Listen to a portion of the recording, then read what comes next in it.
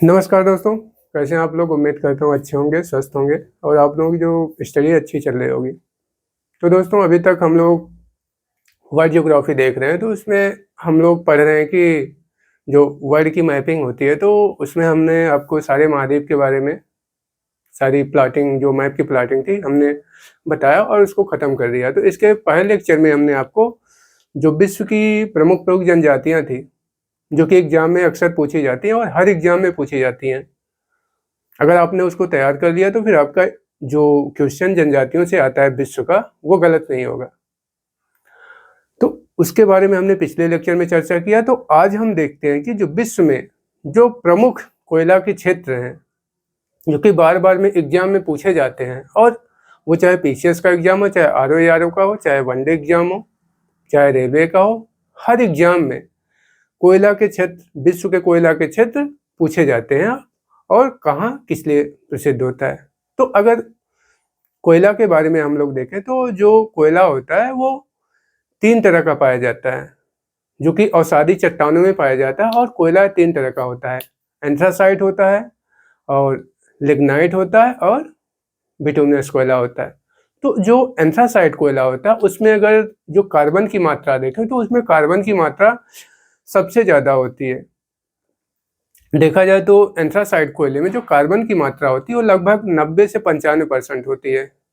और जो बिटुमिनस कोयला होता है तो उसमें अगर कार्बन की मात्रा हम देखें तो बिटुमिनस कोयले में जो कार्बन की मात्रा होती है दोस्तों, वो होती है 70 से 75% के बीच। और उसी तरह से अगर लिग्नाइट कोयले के बारे में हम लोग हैं तो लिग्नाइट कोयले में 40 से 45% कार्बन की मात्रा उपस्थित होती है। तो इस तरह से अगर हम उनकी जो गुणवत्ता देखें तो सबसे अच्छी गुणवत्ता का जो कोयला होता है वो होता है एंथ्रासाइट, उससे नीचे बिटुमिनस होता है, और सबसे जो निम्न कोटि का कोयला होता है वो होता है आपका लिग्नाइट कोयला। तो कोयला 3 तरह का पाया जाता है, एंथ्रासाइट, बिटुमिनस और लिग्नाइट। तो इनकी जो विशेषता होती है, जो गुणवत्ता होती है, वो कार्बन की मात्रा पे डिपेंड करती है। जिसमें कार्बन की मात्रा ज़्यादा होती है वो उच्च गुणवत्ता का कोयला होता है, और जिसमें कार्बन की मात्रा कम होती है वो निम्न गुणवत्ता का कोयला माना जाता है।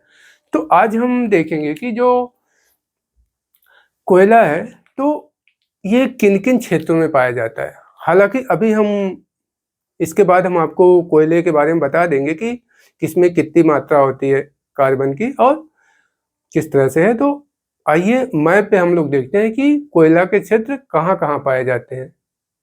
तो ये दोस्तों ब्लैंक मैप है, तो इस पे हम आपको बताएंगे। तो अगर आपको ज़्यादा क्लियर करना हो, मतलब अगर आप मैप लेके साथ बैठते हैं और उसके बाद फिर पढ़ते हैं तो आपको बहुत अच्छे से समझ में आएगा।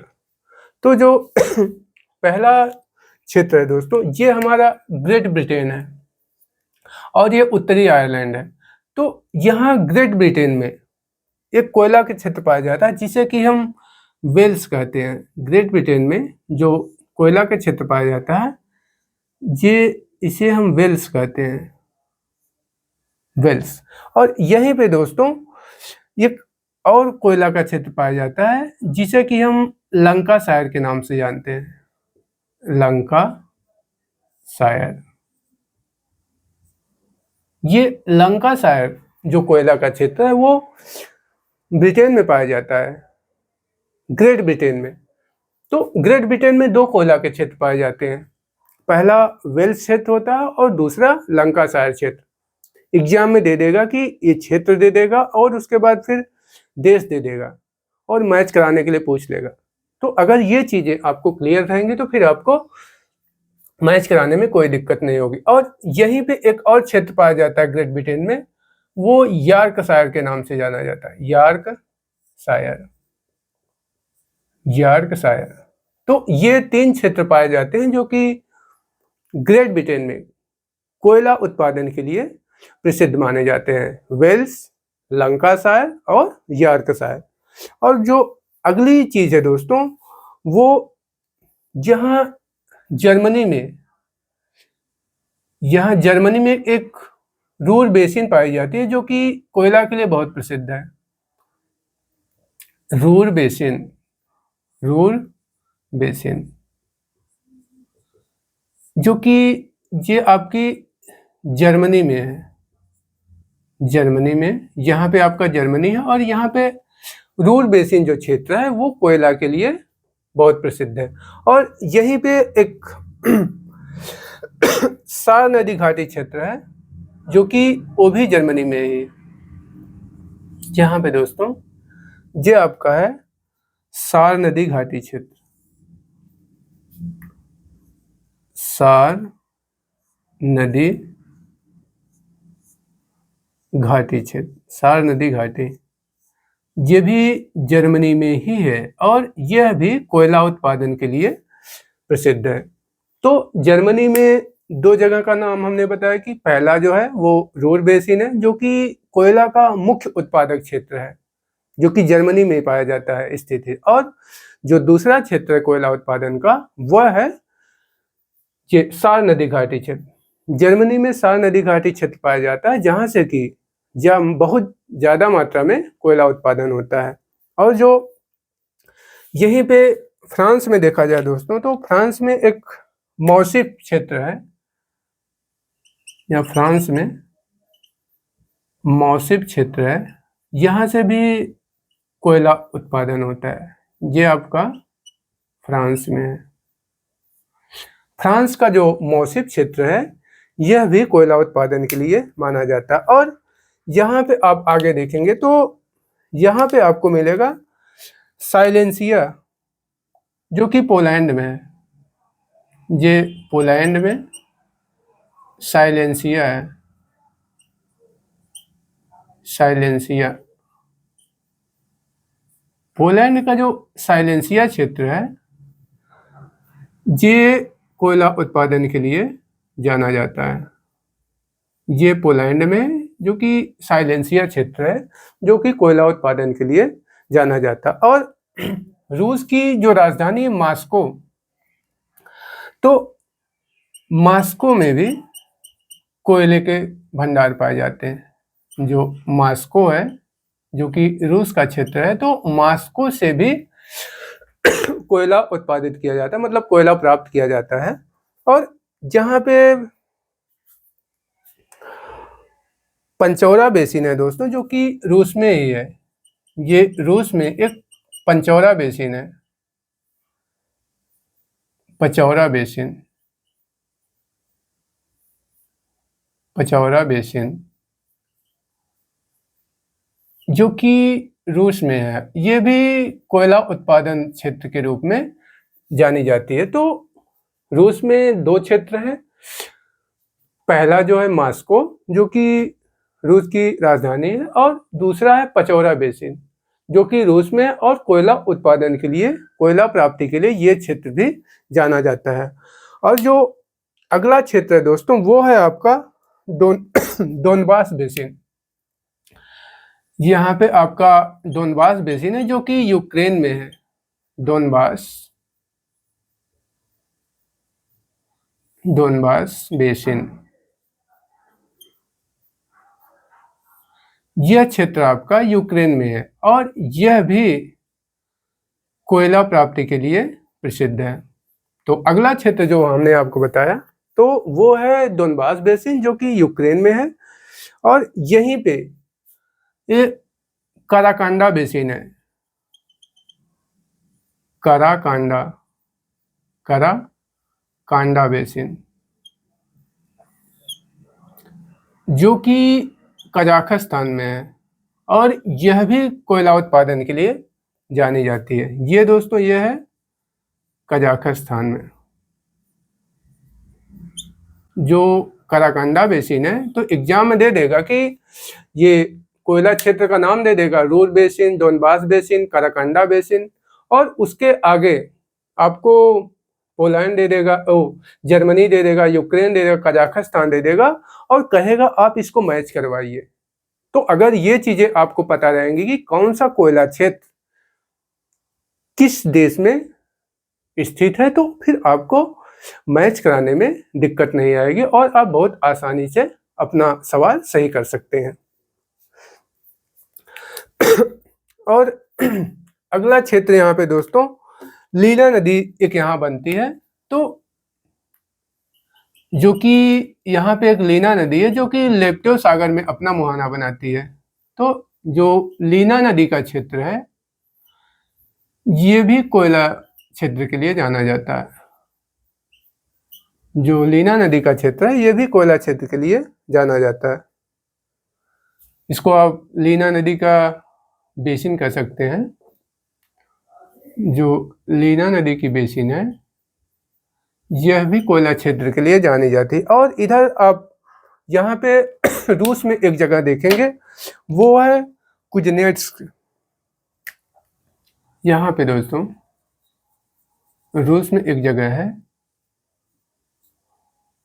कुजनेट्स्क।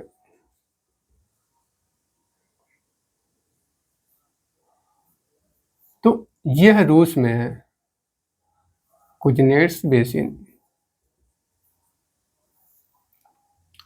यह रूस में है और यह भी कोयले के लिए सॉरी जो रूस का कुजनेट्स्क बेसिन है यह भी आपका कोयला उत्पादन क्षेत्र के रूप में ये भी प्रसिद्ध है और यह भी यहाँ से भी कोयला प्राप्त किया जाता है।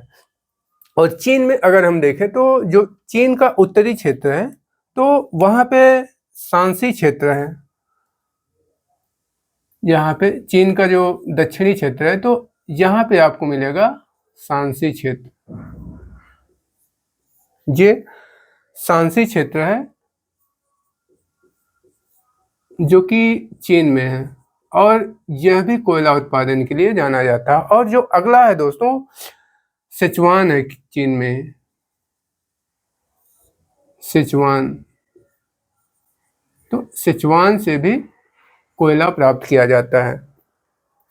ये दोनों चीन में है। और उसके आगे हम बोर्नियो द्वीप में देखें तो यहाँ आपका बोर्नियो द्वीप है, यहाँ आपका बोर्नियो द्वीप मिलता है, बोर्नियो। तो इस बोर्नियो द्वीप पर एक कालीमंतन नामक स्थान है, कालीमंतन। तो बोर्नियो के कालीमंतन से भी कोयला प्राप्त होता है हमको। और इसके नीचे आप देखेंगे तो यहाँ पे ऑस्ट्रेलिया है, ये आपका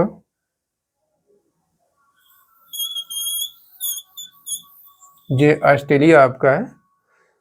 तो ऑस्ट्रेलिया के दो क्षेत्र हैं। ऑस्ट्रेलिया के पूर्वी क्षेत्र से जो न्यू कैसल है तथा न्यू साउथ वेल्स। ऑस्ट्रेलिया का जो पूर्वी उत्तरी क्षेत्र है इसको हम न्यू कैसल के नाम से जानते हैं, न्यू कैसल। और जो ऑस्ट्रेलिया का दक्षिणी पूर्वी क्षेत्र है वो है New South Wales, New South Wales. तो यहाँ से भी कोयला प्राप्ति होती है। ऑस्ट्रेलिया का जो न्यू कैसल और न्यू साउथ वेल्स है इन दो जगहों से कोयला प्राप्त होता है। और इसके पश्चिमी भाग में जो इसकी राजधानी पर्थ है, इसकी राजधानी जो पर्थ है तो पर्थ से भी कोयला प्राप्त होता है। और इस तरह से देखा जाए तो जो भारत है दोस्तों, तो भारत में तो कई जगह से कोयला प्राप्त होता है। इसकी जो गोंडवाना रेंज है वहाँ से कोयला प्राप्त होता है। और यहाँ का जो छोटा नागपुर का पठार है तो वहाँ से छोटा नागपुर का पठार, छोटा नागपुर का जो पठार है वहाँ से कोयला प्राप्त होता है। और जो रानीगंज है, रानीगंज है जो कि पश्चिम बंगाल में है, रानीगंज और झरिया है। तो भारत में इन जगहों से कोयला प्राप्त होता है। मैक्सिमम जो प्राप्त होता है वो छोटा नागपुर के पठार थे। और जो पश्चिम बंगाल में रानीगंज है और छत्तीसगढ़ में जो झरिया है और झारखंड में बोकारो है। तो इस तरह से जो छत्तीसगढ़ में बोकारो और झरिया जो है झारखंड में है। तो यहाँ से भारत में भी कोयला प्राप्त होता है। और इधर अगर हम देखें तो जो दक्षिण अफ्रीका है तो दक्षिण अफ्रीका के ट्रांसवाल से यहाँ पे ये जो दक्षिण अफ्रीका है दोस्तों, ये थोड़ा सा, ये इसका एक सेकंड,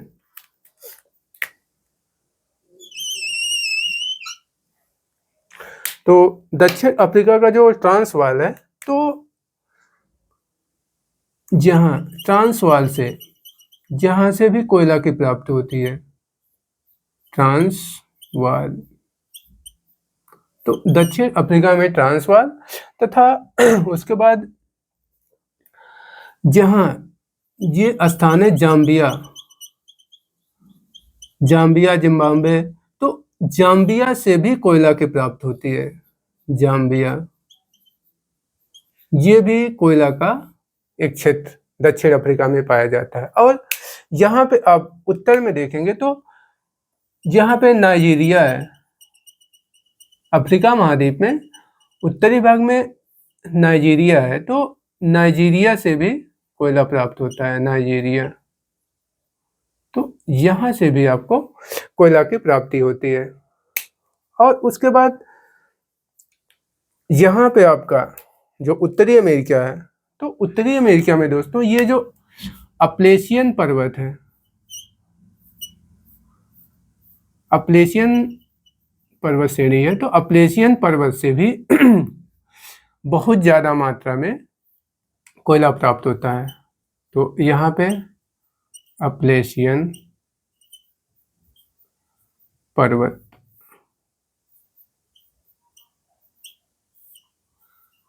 यहाँ से भी कोयला बहुत ज़्यादा मात्रा में प्राप्त होता है। और इधर देखें तो जो राकीज पर्वत है, यहाँ पे आपका राकीज पर्वत है, तो राकीज पर्वत से भी, इस जगह से भी कोयला की प्राप्ति होती है, राकीज पर्वत। और यहाँ पे दोस्तों इस जगह पे कोलंबिया जो है, तो यहाँ दक्षिण अमेरिका में कोलंबिया से भी कोयला प्राप्त होता है, कोलंबिया क्षेत्र जो है, तो यहाँ से भी कोयला प्राप्त होता है। और जहाँ पे ब्राज़ील से प्राप्त होता है, ब्राज़ील, और जो दूसरी जगह है वो है यहाँ पे चिली, तो चिली से भी हमने कोयले की प्राप्ति होती है। तो इस तरह से दोस्तों हमने देखा कि कौन सा देश और उस देश में कौन सा क्षेत्र है जहाँ से हमको कोयले की प्राप्ति होती है। तो विश्व के जितने भी देश थे और वहाँ से कौन कौन सी जगह कोयले के लिए प्रसिद्ध थी, तो वो चीज़ हमने आपको पूरा मैप के माध्यम से समझा दिया। तो अगर आप लिखना चाहें तो कोयले के प्रकार यहाँ पे लिख सकते हैं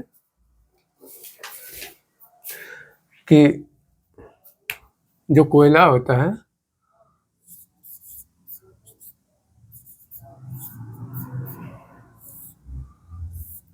यह 3 तरह का होता है दोस्तों, एंथ्रासाइट,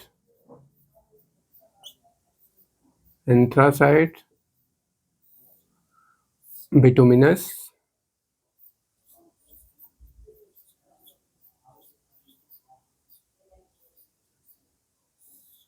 और लिग्नाइट।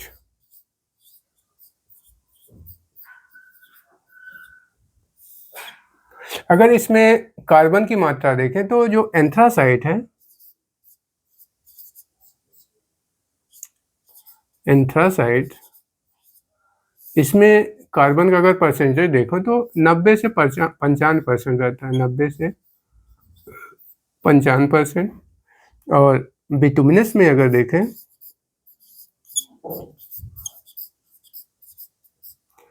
बिटुमिनस में अगर हम देखें तो इसमें मिलता है 70 से 75%।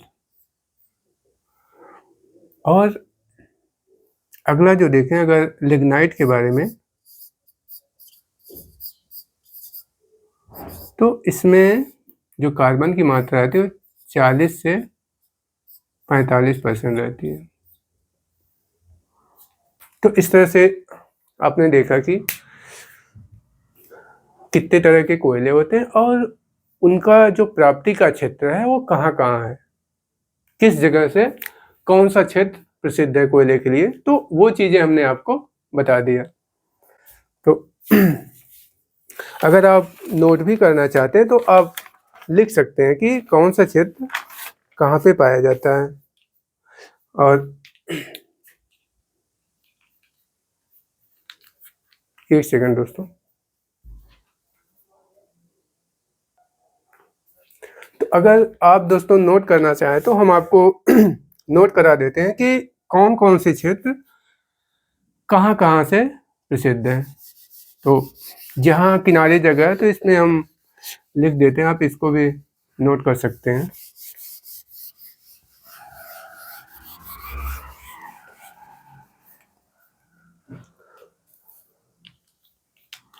तो अगर कोयला क्षेत्रों के बारे में अगर आप नोट करना चाहें तो अगर आप देखेंगे कि ये जो चीन में कौन कौन से कोयला क्षेत्र हैं, तो चीन में शांसी है और मंचूरिया।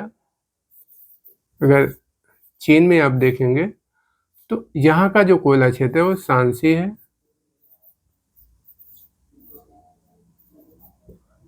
मंचूरिया है,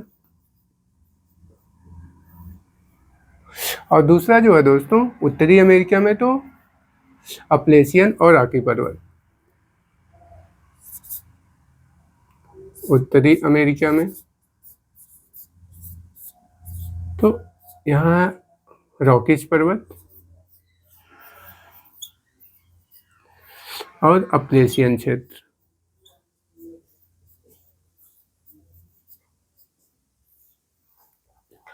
और ब्रिटेन में अगर देखें तो ब्रिटेन के जो क्षेत्र हैं वो है वेल्स है, लंकाशायर है,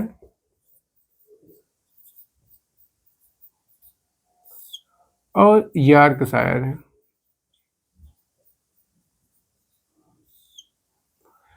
और अगर जर्मनी का आप देखेंगे तो जर्मनी में रूर बेसिन है और सार नदी घाटी क्षेत्र है। जर्मनी में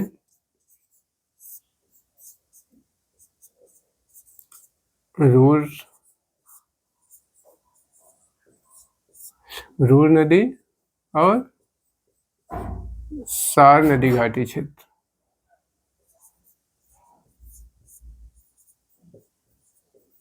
क्षेत्र।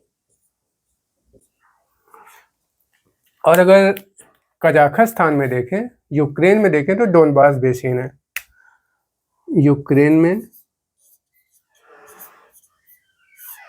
तो यहाँ कहाँ पाया जाता है, डोनबास बेसिन। और उसके बाद अगर पोलैंड में देखें, पोलैंड में तो वहाँ का जो क्षेत्र है वो साइलेंसिया है।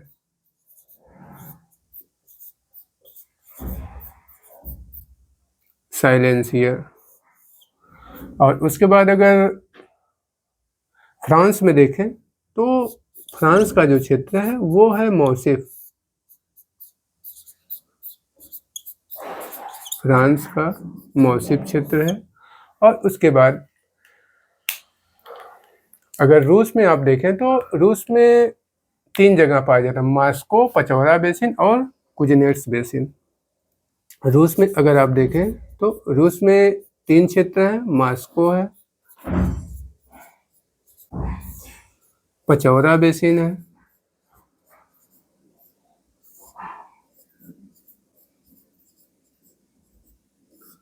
पचौरा बेसिन और कुजनेट्स बेसिन। पचौरा बेसिन और कुजनेट्स बेसिन। तो रूस में 3 क्षेत्र कोयला के पाए जाते हैं।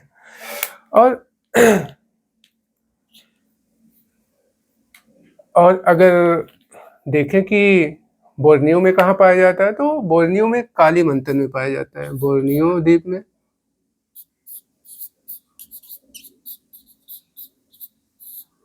तो ये कालीमंतन क्षेत्र जो है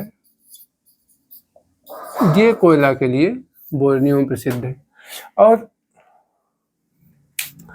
और अगर ऑस्ट्रेलिया का हम देखें तो ऑस्ट्रेलिया का जो क्षेत्र है वो न्यू कैसल तथा न्यू साउथ वेल्स है। तो आप यहाँ पे नीचे लिख सकते हैं कि जो ऑस्ट्रेलिया का क्षेत्र है दोस्तों, ऑस्ट्रेलिया में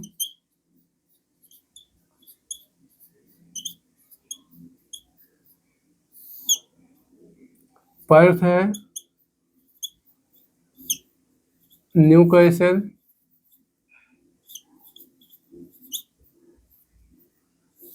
तथा New South Wales, New South Wales. और भारत में आपने देखा है कि छोटा नागपुर का पठार है जहाँ पे रानीगंज, झरिया ये सब भी कोयला के क्षेत्र हैं। और इधर दक्षिण अफ्रीका में ट्रांसवाल है, जाम्बिया है और नाइजीरिया क्षेत्र है। ब्राज़ील में, यहाँ ब्राज़ील से पाया जाता है। और चिली में कोलंबिया। और जो उत्तरी अमेरिका का है जो अपलेशियन पर्वत तथा रॉकीज पर्वत, यहाँ पे हमने लिख भी दिया है। तो इस तरह से अगर दक्षिणी अमेरिका में देखें तो ब्राज़ील, चिली और कोलंबिया। तो अब यहाँ अगर चाहें तो लिख लें कि जहाँ पे नीचे अगर दक्षिण अफ्रीका में देखें, दक्षिण अफ्रीका, तो यहाँ पे कौन कौन सा क्षेत्र है? तो है ट्रांसवाल है, ट्रांसवाल है और दूसरा जाम्बिया है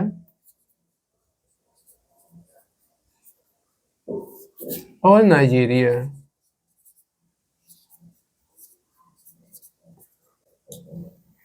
तो इस तरह से दोस्तों हमने विश्व के जितने भी कोयला के क्षेत्र थे मैंने आपको मैप के द्वारा मार्किंग करके हर जगह का बता दिया कि कौन सा क्षेत्र कहाँ पे और कहाँ पाया जाता है और उसकी अवस्थिति क्या है। तो अगर आप इतना कोयला का क्षेत्र, विश्व के जितने भी कोयले के क्षेत्र हैं, अगर इतना आपने तैयार कर लिया तो फिर एग्जाम में आपको कोई भी दिक्कत नहीं होगी। तो ठीक है दोस्तों, आज यहीं तक रखते हैं। अगर हमारा लेक्चर आपको पसंद आए तो इसको लाइक करें, सब्सक्राइब करें और इसे शेयर करें। तो ठीक है दोस्तों, धन्यवाद।